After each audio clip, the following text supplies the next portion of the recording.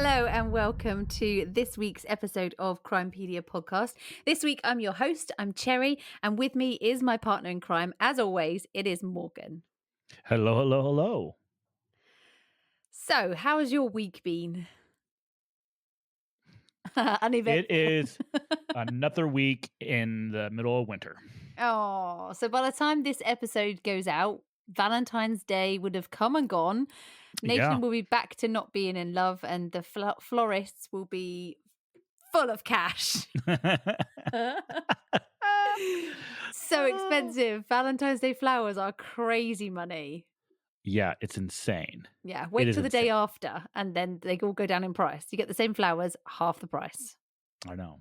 Your wife Well, you won't got to mind. think about it. They have to make up for all those roses that they have just sitting around that they're not going to sell. Yeah, this is true.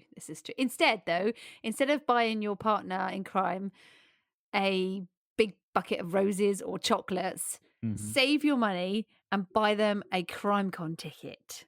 That's a perfect Valentine's gift. Now, to me, that would be the perfect Valentine's Day gift. I would much prefer that over chocolates and flowers anytime.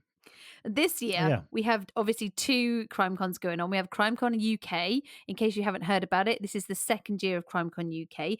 It is partnered by CBS Reality, which is expert-led true crime TV channel. And this, if you haven't ever heard of CBS Reality, it's basically home to criminal cases, so authentic criminal cases, stuff like Murder by the Sea, Donald McIntyre's Released to Kill, Evidence of Evil, New Scotland Yard files, all that kind of stuff. And we've got so much going on. So I can tell you a bit about the British CrimeCon, and then Morgan can tell you a bit about the US CrimeCon, which is also this year.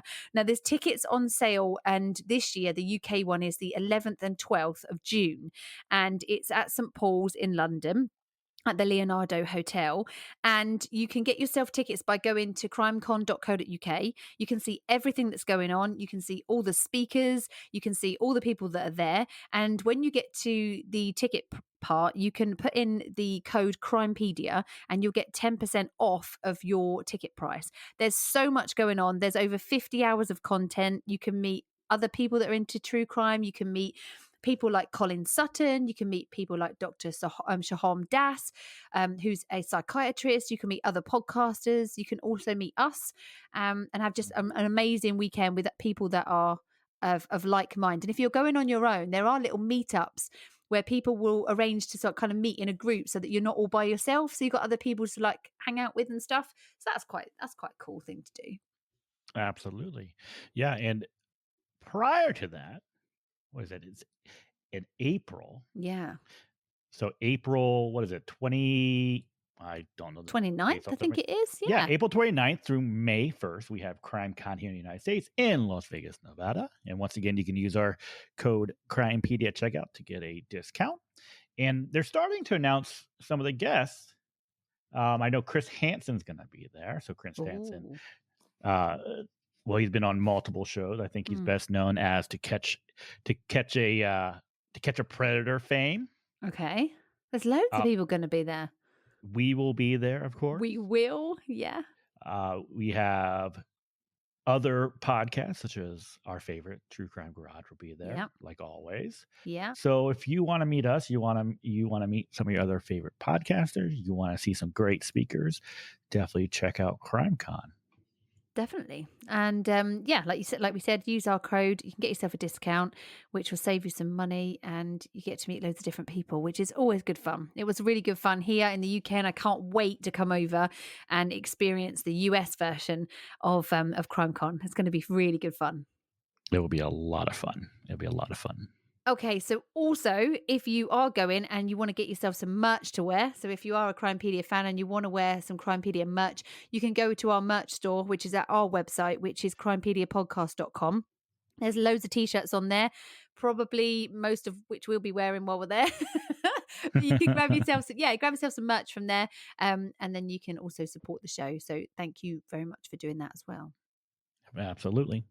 Okay, so this week's case it is a cold case. Again, this is my case, so it is a cold case. It's not from too long ago, from 1994. But then actually, when I thought back, I was like, whoa, that's like 28 years ago. to me, say in 1994 doesn't sound like very long ago. No. But it actually is Wow. quite a long time ago. So it's a case, from back in 1994, still unsolved. And this week's case is the case of Tracey Mertens.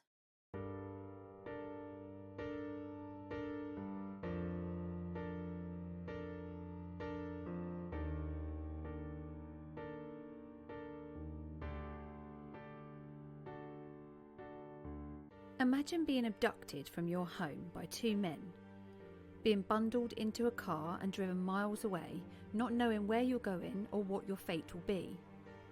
Imagine the thoughts that are going through your mind of your children, of your family, who have absolutely no idea where you are or what's happening to you. The car stops and you're dragged out, thrown onto a cold floor and doused in petrol. Imagine the pure fear that you feel. For the past 28 years, that's what Tracey Mertens' family have been doing, imagining, worrying what Tracey must have been through on that day. Someone out there has the information to help this family. 28 years is long enough. This is Crimepedia, and this is the unsolved murder of Tracey Mertens. Okay, Morgan, so Tracey Mertens was a 31-year-old dinner lady. She was also a mum of two. She had a son and a daughter who were 11 and 12. Now, in November 1994, she and her family had just moved back to Rochdale, having moved to Birmingham in 1992.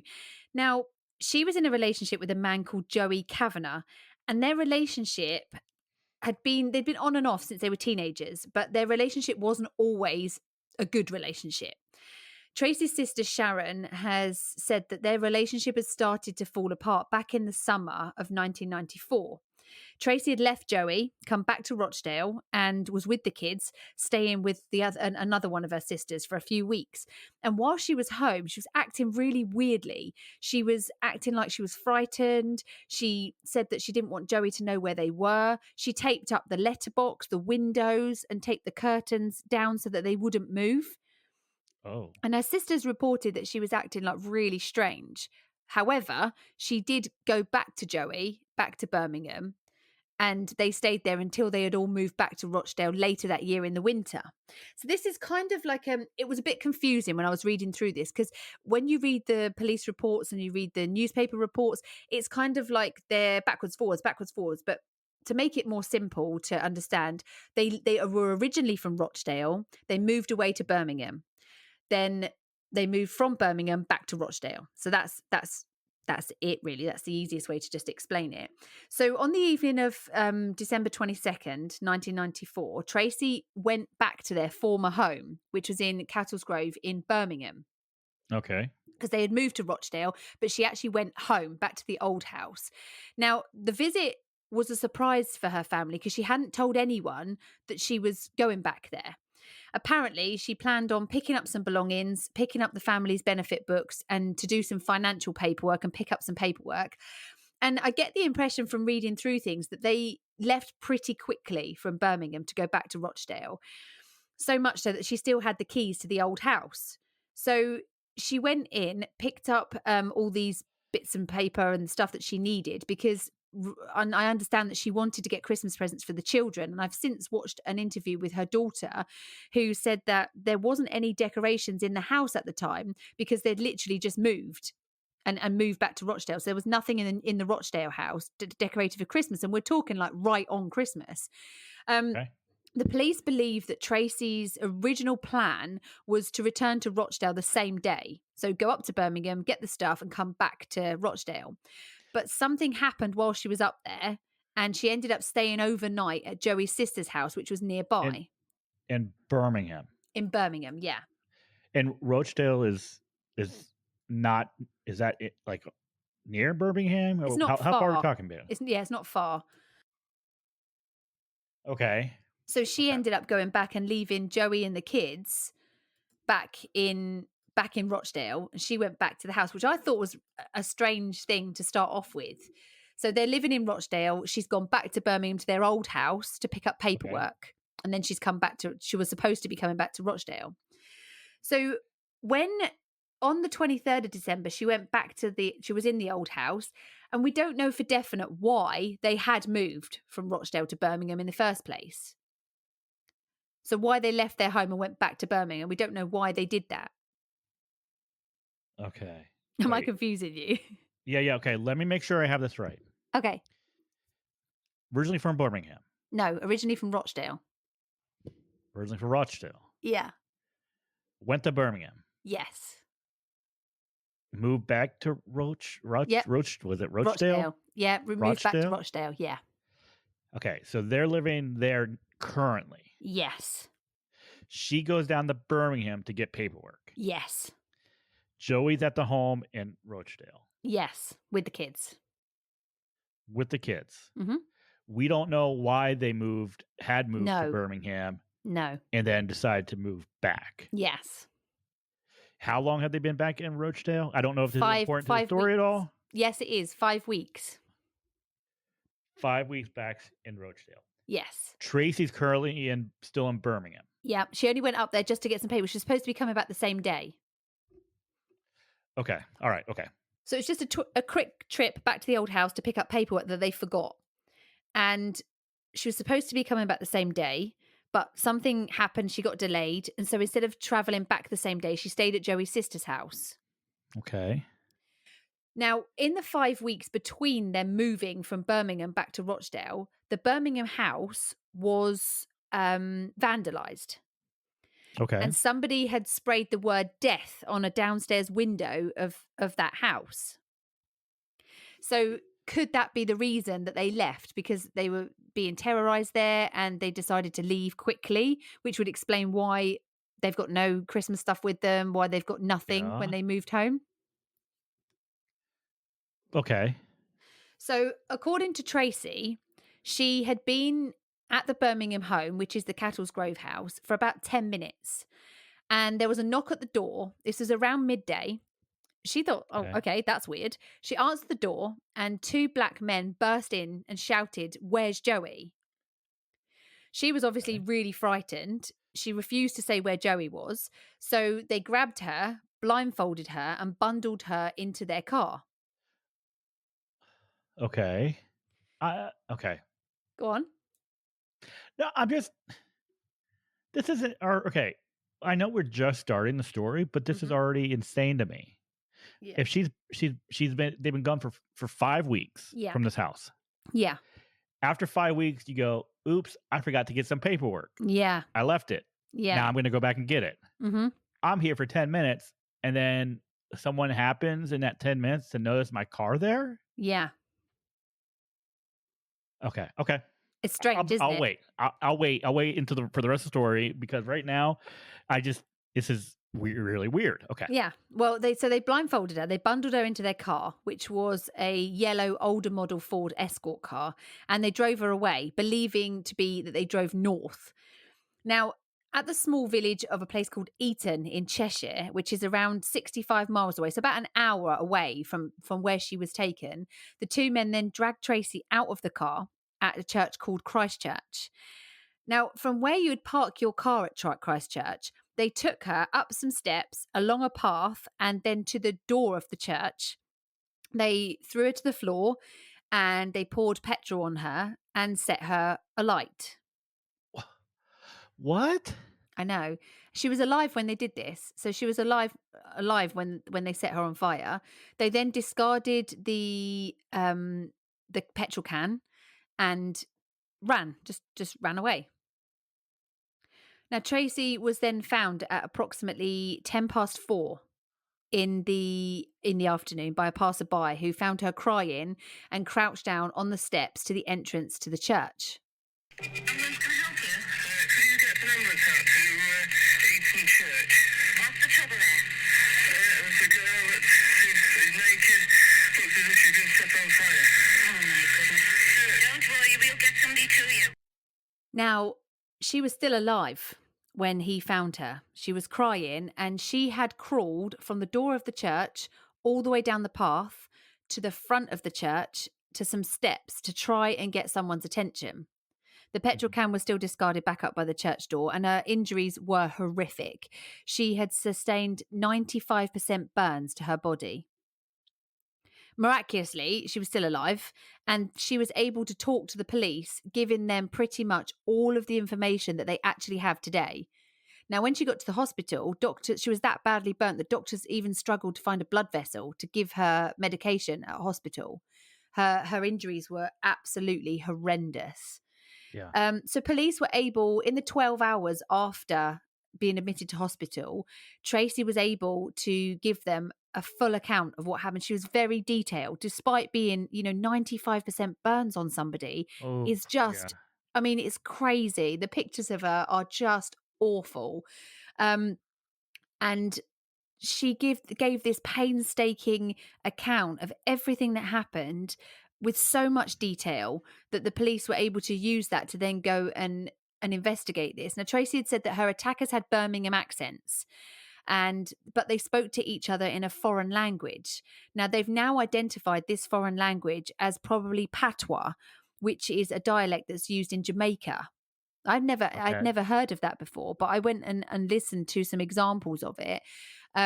Tracey described the men as being in their 30s and overweight. And I've got some more bits to tell you about them in a minute. But one report actually suggested that Joey Kavanagh had drug issues, and that this search at the home was because they were looking to him because he owed people money. Now, Joey at the time strongly denied that Tracey's torture had anything to do with him, although during the investigation, he actually did admit to being a habitual drug user, and had owed money to people at the time that they had left that home in Birmingham. Okay, so Tracey's his partner of a long time.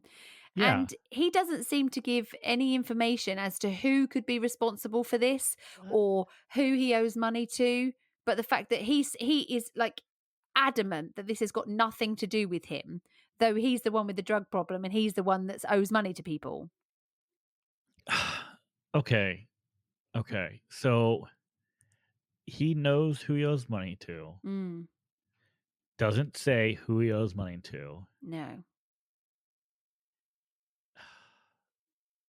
Okay, first off, what a piece of shit so far. Joey's not sounded like a great person, is he? No, he's not. Wow. This is really messed up. So what's the point? Okay, so okay, let's imagine that this is are they just trying to like prove a point or something? Like, hey, you don't pay us, this is what's going to happen to you? Possibly, but I don't understand why they would target his girlfriend. Like, why would they target her? Not him. And not him. I mean, they asked her where he was. So Tracey said that both the men wore brown leather baseball caps and they wore thigh-length leather jackets. She said that the car was scruffy. It was canary yellow, a Mark II Ford Escort with one silver panel. Now, a Mark II Ford Escort, but even back in those days, a yellow one is quite a hard to come by car. It's not a normal car. The yellow version is not like a normal car. The fact that it's got one silver panel makes this car actually quite easy to spot, really. So if you were in that area and you knew someone who drove a car like that, it's quite obvious that it would be them. So I find it very strange that nobody's come through with a name anonymously for this. Now, there also was a yellow cuddly toy stuck in the back window of the car. The police managed to get a tiny blood stain found at the Cattlesgrove house in Birmingham. Now, they've not said whether this blood stain is Tracey's or if it belongs to one of the assailants, but they have come forward and said that there is DNA evidence that they will use to eliminate suspects. So they do have DNA evidence. Now, another couple who owed money to drug dealers reported to the police that they actually received a phone call telling them to pay up or they would get what Tracey Mertens got. Okay. But I was thinking about that and thinking, well, look, would the people that actually did it say that? Or could that be that that's another drug dealer that's just kind of used that's in the news at the time as a scare tactic? I don't think that means definitely that it was them. No, I agree with that. Now, sadly, on the morning of the 23rd of December, 1994, which is Christmas Eve, Tracey actually succumbed to her injuries and died in hospital. So leaving her 2 children and obviously Joey dirtbag alone. Yeah. Now, I don't actually know, to be honest, whether Joey is the dad of these 2 kids. I watched a Crime Watch, which is a program over here, a Crime Watch UK reconstruction of this, which they actually did back in the 90s. And in the Crime Watch reconstruction, which you can find online, Joey isn't portrayed as the most as the best person, let's say. He in the reconstruction, he's very grumpy with her because she's returning to Birmingham. He's asking her why she's going back. She says that she wants to get the children some Christmas presents, so she wants to go back and get the benefits book so she can get the money. Wait, first, okay, let me ask you a question. What's the benefits book?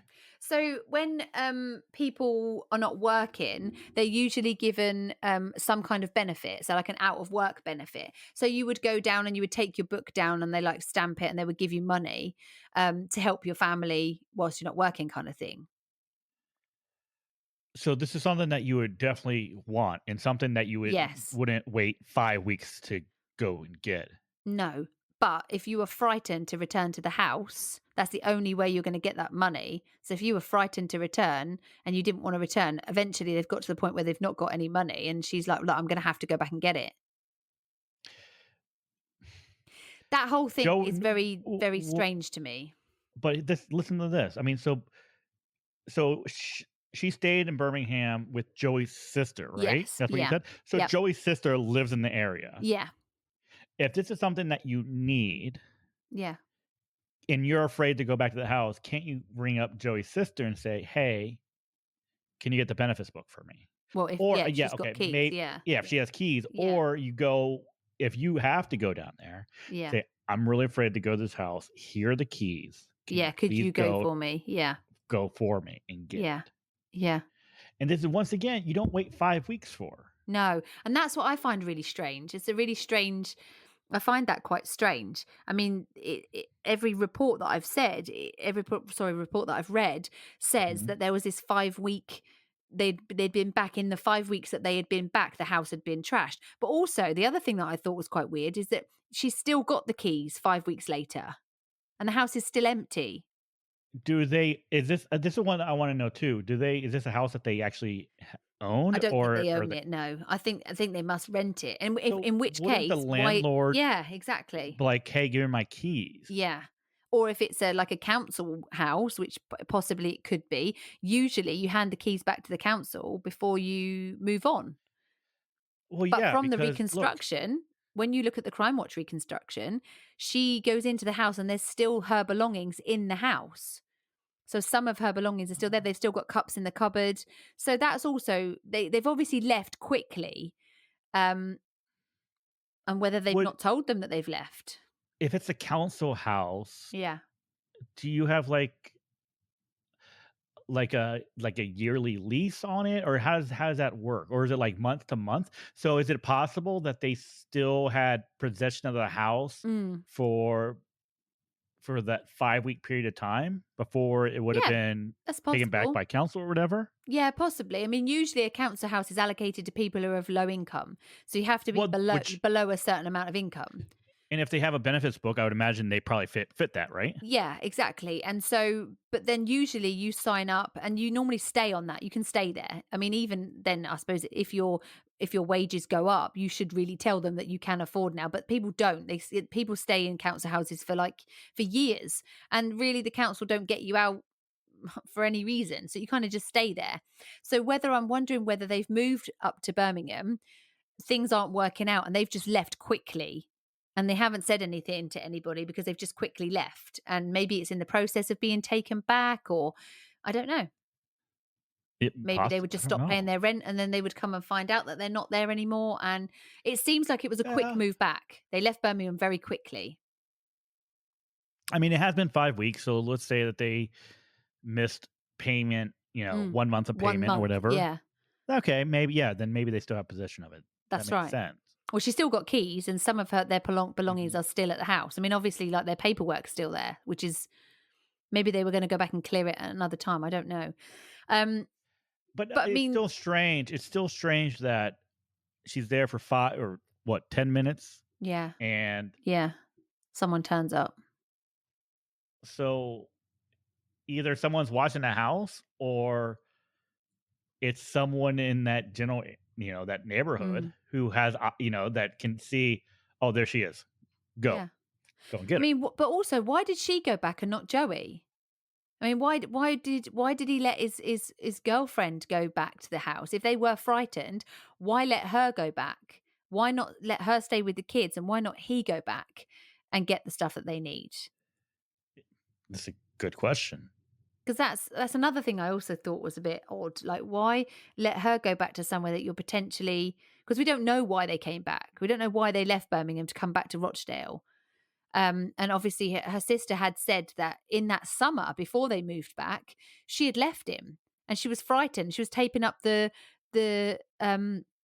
letterbox and stuff. So had something happened back in Birmingham that people were putting stuff through the door? Were they being threatened? It's a very strange way to act.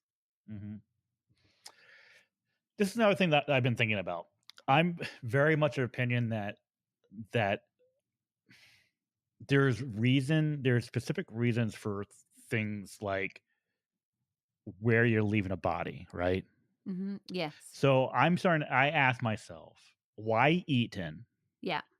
Why do you leave her outside of a church? Mm-hmm. Right? What time was she found again? About 4:10. Let me just say, Eaton is a very, very small village. Very small. Very small. In the 2001 census, the population of Eaton was 289. So that's how small Eaton is. It's very, very small. Here's my point. My point is that they go to Eaton. Like, even though it's very, very small, where they leave her, it's obviously someone's going to find her. Yeah. So why do you? I mean, if it's it's a warning to Joey, yeah, you would want her to be found. Yeah. But why do you go all the way to Eaton? It's an hour. It's an hour's drive. Yeah, hour drive away. And it's significantly off of the M6. So M6 is what would take you from Birmingham up to, let's say... Well, you've got Manchester, Sheffield and Liverpool, which are very... Yeah. Within close distance, you can get to either Manchester, Sheffield or Liverpool. Well, obviously, Manchester's got an airport. So could it be that they were going up there so they could get on a plane and go? But there's been no abandoned car anywhere that we know of. Why wouldn't you just leave her body there, right? If you were going to kill her...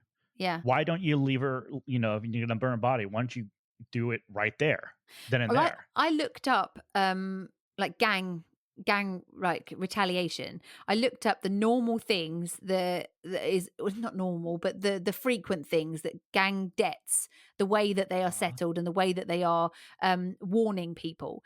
And setting someone on fire didn't come up at all. Now, arson on a house is quite a popular one, that they will come and burn your house down as a warning, but not actually physically taking someone, throwing them on the ground and setting them on fire. I mean, that's brutal. She's an innocent person as well. The police have found nothing. She's got no criminal history whatsoever. She's a law-abiding citizen. She's got nothing to do with any of this. It's Joey that's got the drug problem and Joey that's got the debts. Yeah, if you're going to burn something, you're usually burning something to hide evidence, right? Yeah. But from what Tracey had told police, there was nothing that happened that would need to be destroyed or hidden from anyone. And we know that because she was alive. The police actually spoke to her. She told them everything that happened. And she was very, very detailed. So they have said they'd be very surprised if anything significant was left out because it was painstaking. They spoke to her for hours and she went through meticulously what happened, what they were wearing, what they were driving. She tried to determine what direction they drove in, how long they were in the car. I mean, she was blindfolded in the car. And she gave an absolutely fantastic account of what happened. And so we're not having to piece together what possibly happened. We're trying to piece together what the motive could be for this, because there doesn't seem to be a motive for her killing other than a warning to Joey. But why drive all the way to Eaton? What has Eaton got to do with anything? And what has this churchyard in particular got to do with it? Why that churchyard? There's you're driving, over 60 miles away, over an hour away. Yeah. I mean, how many places could you have done this? Yeah. But you pick Eaton. Yeah. So that's got to be significant. There's got to be some reason why they did it there. I mean, there's other churches in between where she was in Birmingham and Eton. So why drive to Eton? Why leave her there? And also, surely, if you were, it's actually quite to see a woman in the back of a car blindfolded with two quite big men in the front in this bright canary yellow car. You're not telling me nobody saw that car that day. They've driven 65 miles. Yeah. So somebody must have seen her in that car, in the back of that car. Yeah. They must have done. You're not telling me that they didn't stop at traffic lights or an intersection once. Of course they did. Like, the M6 is a motorway. People would be driving past them. Well, yeah, this makes no sense. What? So in 1995, a Birmingham man was actually charged with conspiring to murder Tracey. But unfortunately, the case was dropped due to insufficient evidence. And then, as I said, it was featured on Crime Watch, and that was in 2020. It was featured on Crime Watch. And people actually gave lots of possible names of people that could be involved in this and a possible motive. But nothing so far has actually come of this at all. And Tracey's family said that she literally gave everything she had in those 12 hours after that attack to give the police all the information she could to help catch these two men. And they are of the belief now that she can't rest in peace until those killers are brought to justice. And it's quite significant that she fought so hard. I mean, I was looking up the 95% burn rate and how that would affect somebody. And that poor woman must have been in absolute agony. And to give the detailed information that she did is just so courageous and admirable. She literally hung on to do that. Okay, let me ask you this. Yeah. In your opinion, do you truly view this as a warning to Joey? Uh-huh. Or do you see this as possibly being something more sinister? As in someone setting it up to get rid of a girlfriend? I hadn't even thought of that. There isn't much that they say about Joey and what happens to him afterwards. Did he get a new girlfriend relatively quickly or anything like that? But I think Joey knows more about this than he's letting on. I think he knows who these people are. And I think this was a warning to Joey. There were two people who absolutely knew she was in Birmingham. Yeah. Okay. The family didn't even know. Nobody knew. Joey knew. And she knew. That's it. Nope. Joey's sister knew. Yeah, Joey's sister knew. Well, I don't know if Joey's sister knew that she was coming, but obviously Joey's sister knew that because she just went there, and I don't know if Joey's sister knew she was on her way until she got waylaid or whatever and asked to stay over. But Joey's sister, but she got there. Joey's sister then knew, yeah. So let me go back to the house. To the day. So Tracey, did she go to the house, get her stuff, stay the night? Yes. With Joey's sister, and then pop back to the house. Yes, that's what she did. Yeah. She was there for 10 minutes. Yeah. So the only person knew that she was popping back over to the house that we know for absolutely sure was Joey's sister. Was Joey's sister, yeah. Does Joey's sister have the time to say, call up whoever? Hey, Tracey's back at the house. Yeah. Because unless Tracey's calling up Joey and she's saying, hey, I'm popping back over to the old house before heading back up. Yeah, which could be possible. It could have happened. The only person that knew when she left Tracey's or Joey's sister's house was Joey's sister. Yeah, that's right. Yeah. So, is it possible that Joey's sister actually had set this up for whatever reason? We don't know anything about Joey's sister at all. No. Right? No. But it's a We good don't line know of who inquiry. We don't know who we know Joey's involved in some shady stuff and shady people. Yeah. And he has a debt that's owed, right? Yeah. We don't know anything about Joey's sister.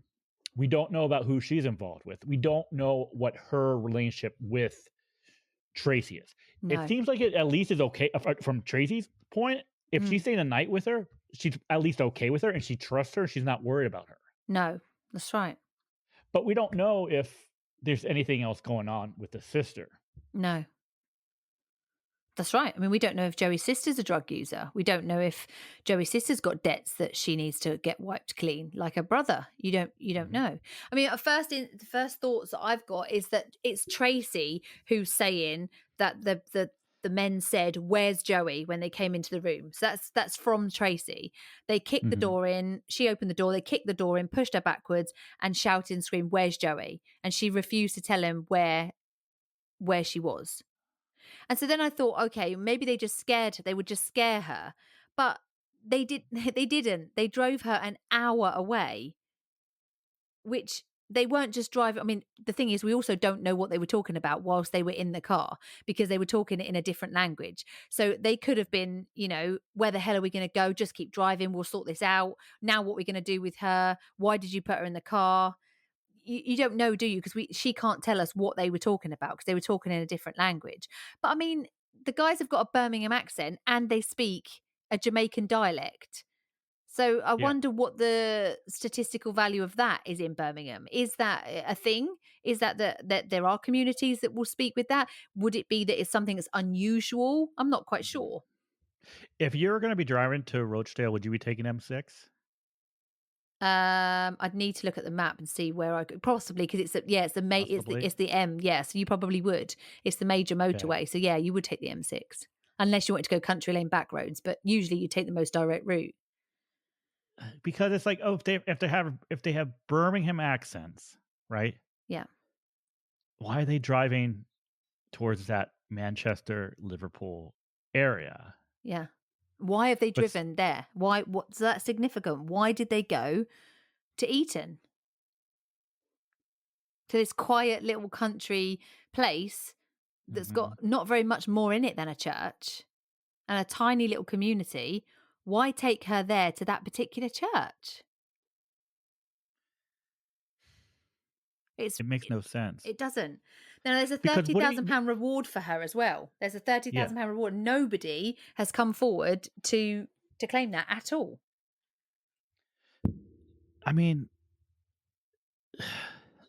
wouldn't you want to get rid of a body in a location that you're at least familiar with? Yeah, exactly. So are they familiar with Eton or have they been drafted in? But have they Birmingham is going to be familiar with Eton. Exactly. I don't know what the Jamaican Birmingham community is like in Eton, but I would guess it's not very big. No. So what's the Eton connection? Why there? Wouldn't you take her to somewhere where you're more familiar? So it's fair to assume that nothing happened to Joey after this? Like no one showed up at his door threatening him? Not that we know of. Because it seems like if you're heading that way on the M6, that you are heading towards where you could be going to Rochdale, right? Mm-hmm. How would they know? I mean, unless they knew Tracey was originally from Rochdale or whatever. Possibly. I mean, that's originally where she was from. I don't know where he was originally from, but that's where she was originally from. So I don't know. I mean, obviously they went to school together, so he must have been originally from there too. Unless they've been tipped off as to where they've been, where they've gone.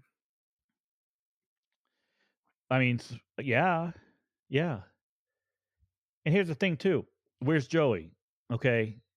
Where's Joey? So looking for Joey, right? Mm-hmm. Obviously Joey has family still in Birmingham area. Yeah. Tracey stayed with Joey's sister. Yeah. Why don't you go into Joey's sister and saying, where's Joey? Yeah. Right? Mm. I'm convinced. So, first off, Joey knew more than what he Yeah. dead, obviously, because he didn't say anything. No. There's things that I question about this. That 10-minute window of her going back to the house is very, very important to me. Yeah, I agree.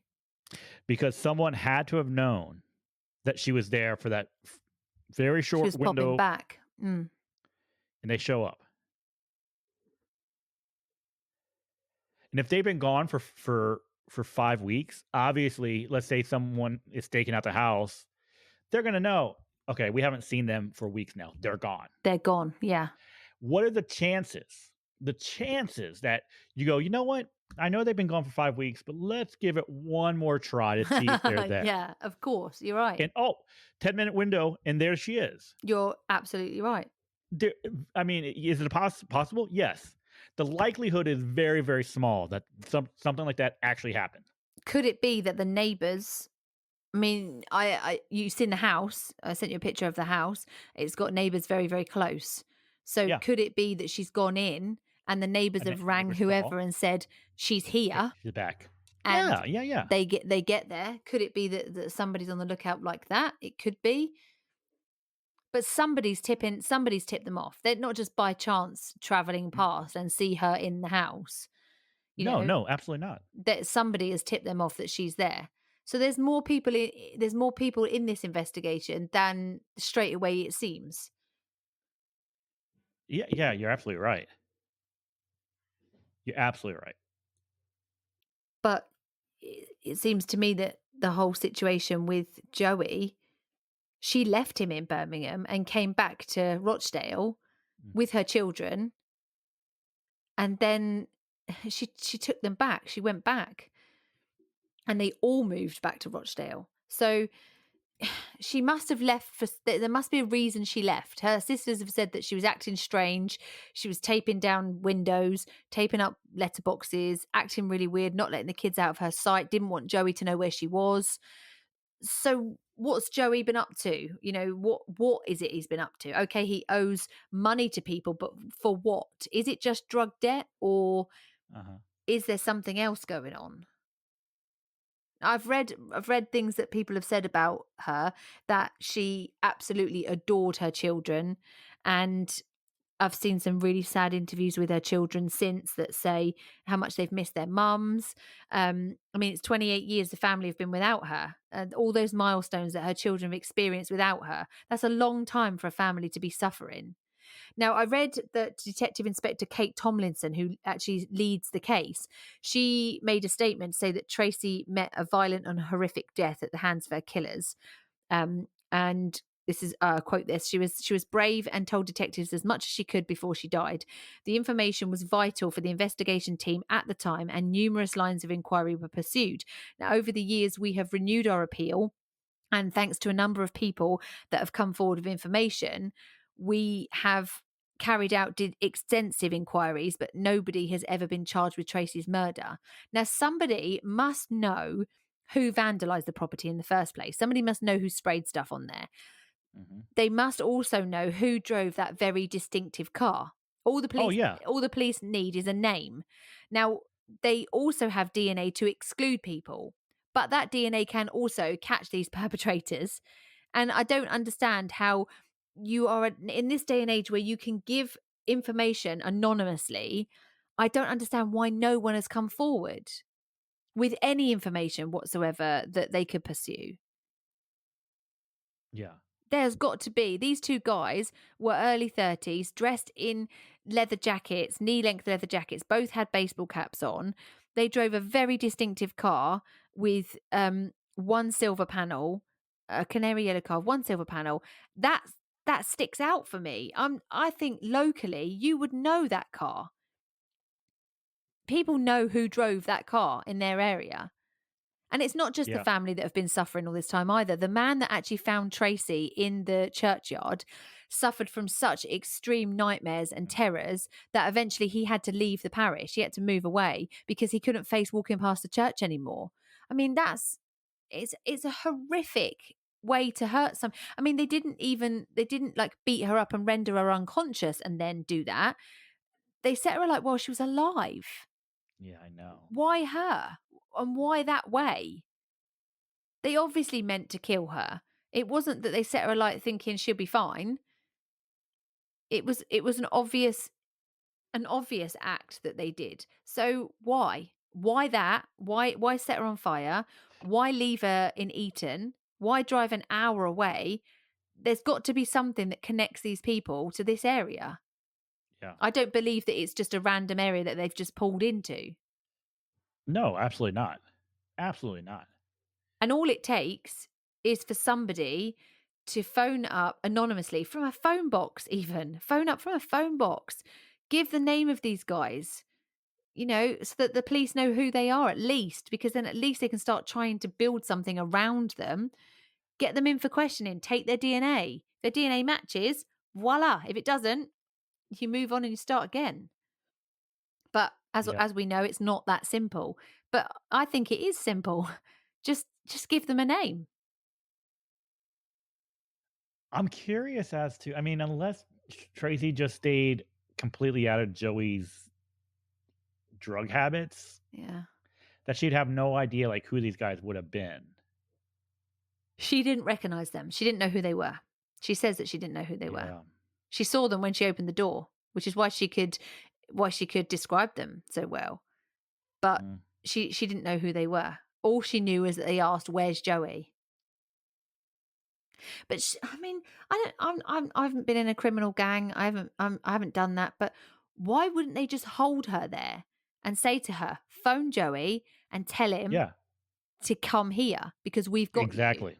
You. Where is he? Tell him to come here." And here's the thing too. So where she was left and burnt was about an hour away, right? Yeah. But she was in the car or like held hostage, whatever you want, for like what, 4 or 5 hours? Yeah. Well, yeah, it was 4 or 5 hours later that she was found. Yeah. So what the hell happened? So what happened in between all that time? Unless she was there for an hour or two in pain before anyone found her, I guess. Well, I think that's what it was. I think that because she crawled a long way, I think she was there for quite some time. Okay. I mean, she was found at 4:10. It was about midday that they broke it. They broke into the house and took her. So about midday. So I don't know how long she was in the house for before they took her out, but it was an hour's drive at least. If say they broke in at like, I don't know, 12:10 or whatever. She was there about 10 minutes. They broke in 12:10. Another 10 minutes of being in the house. So we're coming closer to 12:30. You drive an hour. That's like 1:30. You set her on fire. So she's there for three and a bit hours, crawling her way down to the front of the church. Yeah, so it's possible that it could happen like that. But it doesn't make sense. That doesn't make sense. Why not try and get Joey to come to them? At the end of the day, what did killing Tracey Mertens accomplish? Yeah. Nothing. Exactly. Nothing. Well, I guess you found out that Joey was in Rochdale, but has anything happened to Joey since? No. Well, she wouldn't tell them where he was. She refused. She wouldn't tell them where he was. After she's murdered, then obviously now everyone knows. Stuff comes out. Oh, Joey's in Rochdale. Yeah. But does anything happen? Anything happen to Joey? No. No. Not that we know of. So they kill Tracey and they're like, okay, death forgiven. Yeah, no. It doesn't work like that, does it? No. There's something. If it really was debt related, wouldn't Joey be so scared shitless that he's like, okay, this is who did it. Yeah. Yeah. Or this is who I think did it. Instead of, oh no, it has nothing to do with me. Don't know what's going on. No. I mean, he didn't even tell the police to start with that he had drug debts. It came out during the investigation, as far as the information that I've read. I mean, by all means, if you're listening, Joey, and you want to give us a different account, by all means do. But that's what I've read. That's the information that I've read. We could be completely wrong on this, right? But I mean, it seems like the only one who suffered consequences because of Joey's drug habit and Joey's debt, if this is that true story, is Tracey. Exactly. Which is absolutely insane because she has nothing to do with it. No. From what we know, she has nothing to do with it. That's right.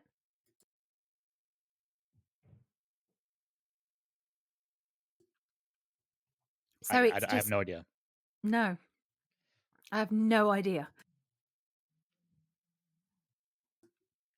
And I haven't heard of many cases where the partner of somebody has been treated like this. You know, where the partner has been targeted in such a brutal and horrific way. Yeah, so I mean, I'm sure it's happened. I mean, I know it's probably happened, but I would assume that the spouse or the boyfriend, the partner, is more cooperative with police in those situations. Yeah. It's sad, isn't it? It's really awful. It is sad. And I get that. It is I sad. get that. I understand from the family's point of view. They're saying that she fought so hard to give all that information to catch them, and then she's died. And I agree. I don't think she would rest. You must have that in your mind that she can't rest until you sort this out, until you find out who did it, because she tried so hard to give them everything she could. Yeah. You're absolutely right. It's very sad. Now, we talked about how if you're listening to this and you know anything about this, any names, just do the right thing. Go to a phone box, phone up. You can phone up the Cheshire Police Operation Eton investigation. You can call 101 from a phone box. Give them information. Just pass it on. How can you sleep at night knowing that you know something? How those kids have, it's been 27 years. They were like 10 and 11 years old or whatever they were, 11 and 12 years old. I mean, they're in their 30s now and they've lived all that without their mum. You can pass on information anonymously on Crime Stoppers. That's really easy. It's just 0800 555 111. Really easy to remember. So just do it. Just phone up, give the information, and help this family to at least get something, you know, some kind of not closure, but some kind of justice that they're for their mum, you know. It's just, I just think it's solvable. It is sad. It is, and it's solvable. It's just because people aren't talking. And if you've seen something, just say it. Just ring them. You don't have to give your name. No one's going to know it was you. It's just I've been looking at this for a few weeks, and I've not seen another murder like this, where an innocent woman that's got no connections to any kind of illegal dealings whatsoever, a mum, has been targeted and murdered like this in this way. You know, seemingly, you know, it's just horrific. It is. No, you're absolutely right. So sad. Yeah. So that is this week's case for you. All right. Well, thank you very much for that. I really appreciate it. Yeah. And as always, let us know what you think. You can contact us on our social media. Let us know what you think about this one. And I don't know. It's just, I am interested to see what people think. Yeah, I'm really interested to see what people think. Yeah. And it's weird. This is a case where people definitely know more than they have let on. Definitely. And there's people out there that absolutely 100% know. Well, besides the killers, there's someone out there that 100% knows what happened, why it happened, who did it. That's right. 100%. People know. And people locally, I would bet my life on it. There's people locally, they know who that car belongs to. They know who those two guys were. And they know damn well why they wanted Joey. Absolutely insane. Awful. All right. Well, thank you for that. You're welcome. And with that, how about we line up the mood with a little dumb criminal? Let's do it. Hey, you's a dummy, and you's a piece of shit. Thank you once again, Captain. And before you message us or message Captain and say we're stealing his audio, he did that for us. It always makes me laugh whenever I hear it now that people thought that we were stealing and plagiarizing his voice. I mean, where we would have got those things from, you know, is strange. So it's quite funny that people actually really thought that we were stealing his voice. I know. He actually got an email. Somebody said, "Hey, did you know that they've taken your voice and they're using it on their podcast?" So funny. Well, I mean, we did take his voice, but he did it for us. He gave it to us. Yeah. So, Cherry, have you noticed that a lot of our dumb criminals involve bank robbers? Yeah, they do. Yeah, they do. It's crazy, right? So maybe there's a thing like if you're thinking about robbing a bank, maybe you're a dumb criminal. Yeah. You might be. You're a dumb criminal in the making. Well, this one actually involves two dumb criminals. Okay. Mm-hmm. So, a man by the name of Albert Bailey, who was 27 years old, and a friend who was a juvenile at the time, attempted to rob a bank in March 2010 by calling the bank ahead of time, demanding $100,000 to be made up in large bills. During the call, the teller was handed a note from his accomplice. The bank initiated a lockdown, and the criminals were arrested immediately. Okay? Let me get this right. They actually rang ahead to say that we're going to be coming in and robbing your bank. Can you please make sure that you've got enough money available? Yes. Okay. Oh my God. So the Albert Bailey called the People's Bank in Fairfield, Connecticut, and demanded that the money be ready for them. And he also mentioned that there would be a bloodbath if his demands were not met. That is crazy. The employee who received the call hung up immediately and called 911. The bank immediately went under lockdown. Now, the bank robber's accomplice was already inside the bank. Oh. And so by the time he had actually handed over the note to the teller, the bank had already been on lockdown. It's right? already closed. Oh my God. Of course. So once again, both of them were arrested. Both were charged with first-degree robbery and threatening bodily harm. Oh no.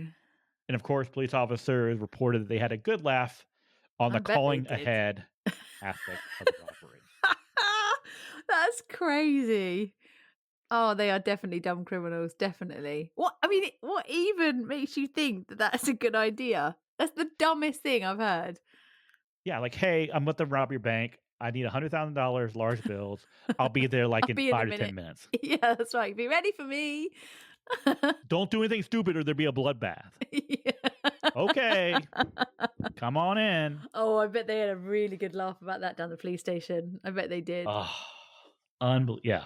That is brilliant. Yeah. So before you rob a bank, really ask yourself, should I be calling ahead? Should I be calling ahead? Am I a dumb criminal? If you're robbing a bank, there's a good chance that you are. You're going to be on the show in a future episode. That's for sure. I think absolutely going to be. Well, thank you very much for joining us this week. It's been a very sad case today, but we will be back next week with another case. So until then, you can find us on our social media channels. We're on all of them, but you'll most likely find us both on Instagram. If you want a reply, that's the place to go.